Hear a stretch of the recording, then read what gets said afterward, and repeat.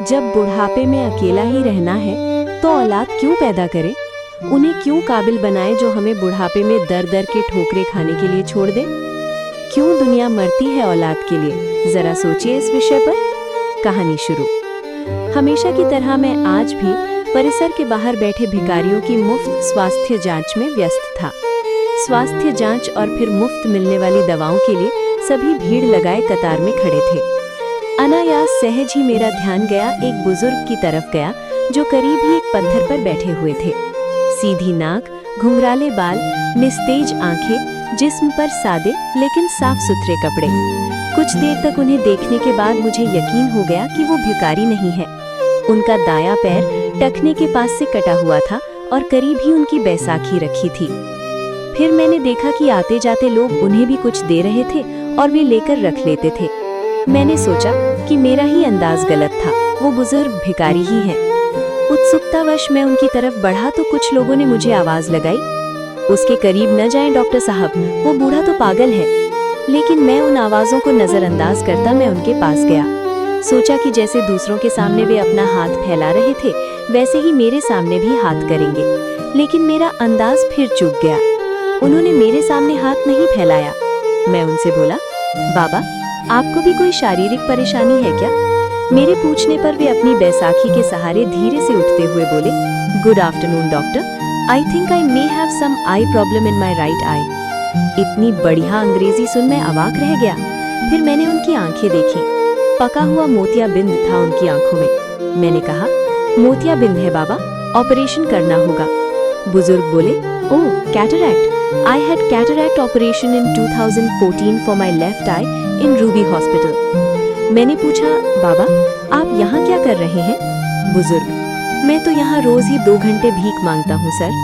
मैं, ठीक है लेकिन क्यों बाबा, मुझे तो लगता है आप बहुत पढ़े लिखे हैं। बुजुर्ग हंसे और हंसते हुए ही बोले, पढ़े लिखे?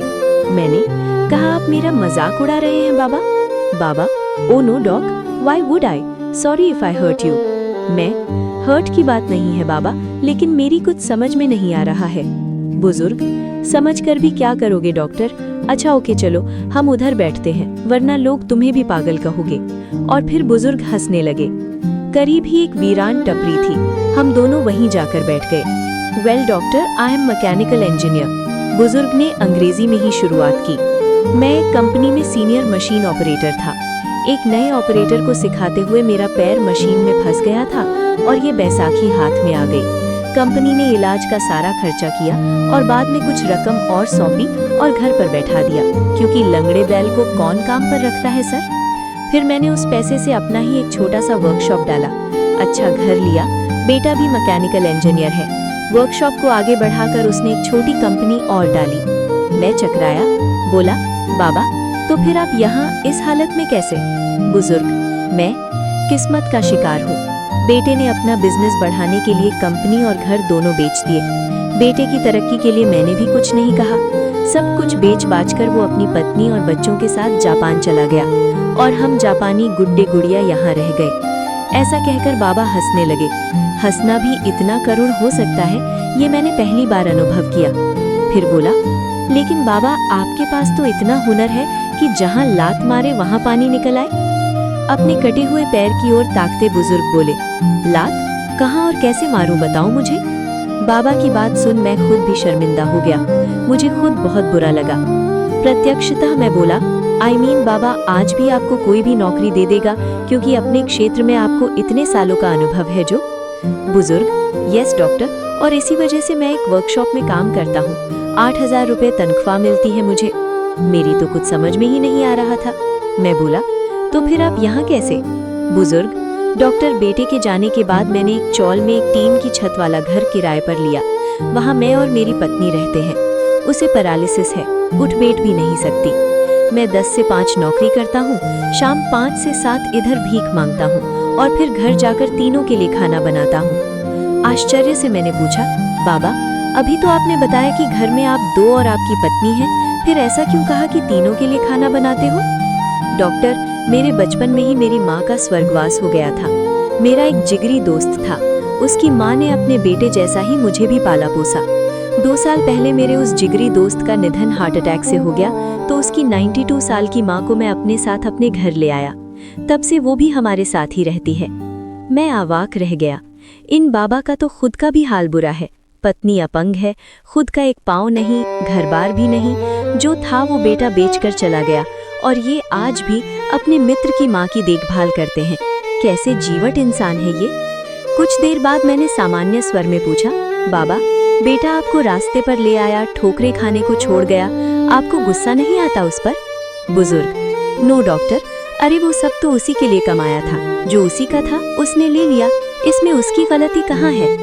लेकिन बाबा, लेने का ये कौन सा तरीका हुआ भला? सब कुछ ले लिया, ये तो लूट हुई। अब आपके यहाँ भीख मांगने का कारण भी मेरी समझ में आ गया है बाबा। आपकी तनख्वाह के 8,000 रुपयों में आपके तीनों का गुजारा नहीं हो पाता, इसीलिए आप यहाँ आते हो। बुजुर्ग, नो डॉक्टर, 8,000 रुपए में मैं सब कुछ मैनेज कर लेता हूँ, लेकिन मेरे मित्र की जो माँ है उन्हें डायबिटीज और ब्लड प्रेशर दोनों है। दोनों बीमारियों की दवाई चल रही है उनकी। बस 8,000 रुपए में उनकी दवाइयाँ मैनेज नहीं हो पाती। मैं 2 घंटे यहाँ बैठता हूँ, लेकिन भीख में पैसों के अलावा कुछ भी स्वीकार नहीं करता। मेडिकल स्टोर वाला उनकी महीने भर की दवाएं मुझे उधार दे देता है, और यहाँ 2 घंटों में जो भी पैसे मुझे मिलते हैं वो मैं रोज मेडिकल स्टोर वाले को दे देता हूँ। मैंने अपलक उन्हें देखा और सोचा, इन बाबा का तो खुद का बेटा इन्हें छोड़कर चला गया है, और ये खुद किसी और की माँ की देखभाल कर रहे हैं। मैंने बहुत कोशिश की, लेकिन खुद की आंखें भर आने से नहीं रोक पाया। भरे गले से मैंने फिर कहा, बाबा, किसी दूसरे की माँ के लिए आप यहाँ रोज भीख मांगने आते हो? बुजुर्ग, दूसरे की? अरे मेरे बचपन में उन्होंने बहुत कुछ किया मेरे लिए, अब मेरी बारी है। मैंने उन दोनों से कह रखा है कि 5 से 7 मुझे एक और काम मिला है। मैं मुस्कुराया और बोला, और अगर उन्हें पता लग गया कि 5 से 7 आप यहाँ भीख मांगते हो तो? बुजुर्ग, अरे कैसे पता लगेगा? दोनों तो बिस्तर पर हैं। मेरी हेल्प के बिना वे करवट तक नहीं बदल पाती, यहाँ कहाँ पता करने आएंगी? बाबा की बात पर मुझे भी हंसी आई, लेकिन मैं उसे छिपा गया और बोला, बाबा, अगर मैं आपकी माँ जी को अपनी तरफ से नियमित दवाएं दूं तो ठीक रहेगा ना? फिर आपको भीख भी नहीं मांगनी पड़ेगी। बुजुर्ग, नो डॉक्टर, आप भिखारियों के लिए काम करते हैं। माँ जी के लिए आप दवाएं देंगे तो माँ जी भी तो भिखारी कहलाएंगे। मैं अभी समर्थ हूँ डॉक्टर, उनका बेटा हूँ मैं। मुझे कोई भिखारी कहे तो चलेगा, लेकिन उन्हें भिखारी कहलवाना मुझे मंजूर नहीं। ओके डॉक्टर, अब मैं चलता हूँ। घर पहुँचकर अभी खाना भी बनाना है मुझे। मैंने निवेदन स्वरूप बाबा का हाथ अपने हाथ में लिया और बोला, बाबा, भिखारियों का डॉक्टर समझकर नहीं, बल्कि अपना बेटा समझकर मेरी दादी के लिए दवाएं स्वीकार कर लीजिए। अपना हाथ छुड़ाकर बाबा बोले, डॉक्टर, अब इस रिश्ते में मुझे मत बांधो प्लीज। एक गया है हमें छोड़कर। आज मुझे स्वप्न दिखाकर कल तुम भी मुझे छोड़ गए तो अब सहन करने की मेरी ताकत नहीं रही। ऐसा कहकर बाबा ने अपनी बैसाखी संभाली और जाने लगे, और जाते हुए अपना एक हाथ मेरे सिर पर रखा और भर भराई ममतामयी आवाज में बोले, अपना ध्यान रखना मेरे बच्चे। शब्दों से तो उन्होंने मेरे द्वारा पेश किए गए रिश्ते को ठुकरा दिया था, लेकिन मेरे सिर पर रखे उनके हाथ के गर्म स्पर्श ने मुझे बताया कि मन से उन्होंने इस रिश्ते को स्वीकारा था। उस पागल कहे जाने वाले मनुष्य के पीठ फेरते ही मेरे हाथ अपने आप प्रणाम की मुद्रा में उनके लिए जुड़ गए। हमसे भी अधिक दुखी, अधिक विपरीत परिस्थितियों में जीने वाले ऐसे भी लोग हैं। हो सकता है इन्हें देख हमें हमारे दुख कम प्रतीत हो और दुनिया को देखने का हमारा नजरिया बदले। हर दिन कुछ नया, हर दिन कुछ सच्चा। बस जुड़े रहिए। आपकी उम्मीद हमारी